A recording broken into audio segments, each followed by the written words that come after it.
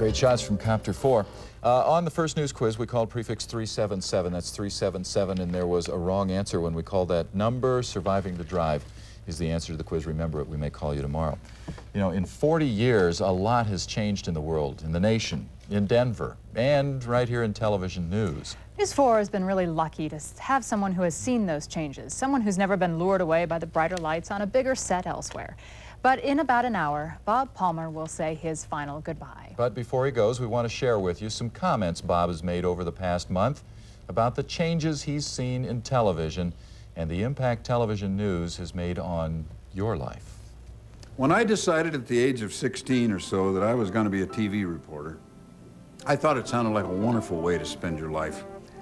I figured you'd get to meet famous people, you'd be entertained at the White House, that you'd travel all around the world, you'd interview movie stars, you'd always be where the action was. And you know what? I was absolutely right. I have done all of those things and more.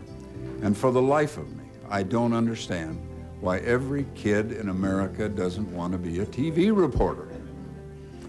And also, I have this funny thing about being proud of television news and proud to have been a part of it almost from the beginning. Television, I believe, has made our country a far better nation. You see, I know what this country was like back in the 1940s, before television came along. And I can tell you that I've seen a transformation in our attitudes about minorities, about women, about foreigners, about the environment, about the government, and about war. And maybe it's a coincidence that all this has happened since the time that television has been with us, but I don't think so.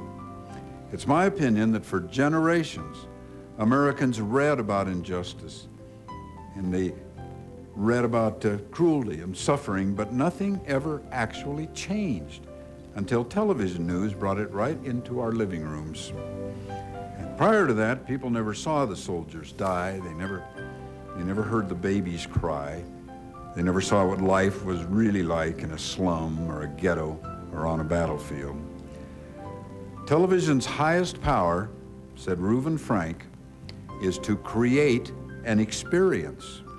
And only when people have emotional experiences do their attitudes change. No, I don't think I'll write a book, but if I do, I'll say that I've been privileged to be a part of television news almost since the beginning. And I now live in a country where I or any other grandfather can say to his grandsons and granddaughters, now you can be anything that you're good enough to be. And what a ringside seat I've had.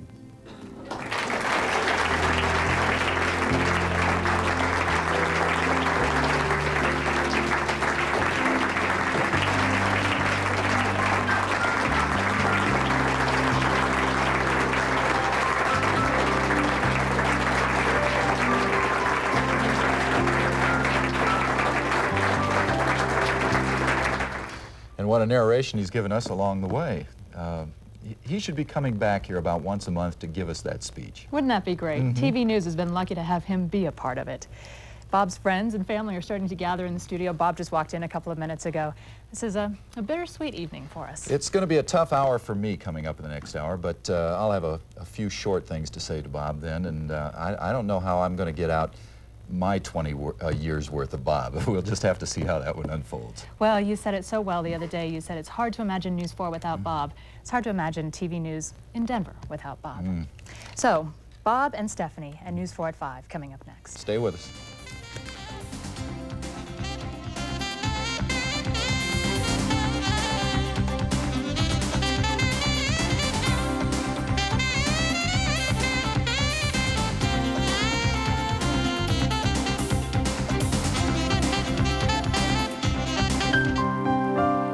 Celebrating 40 years.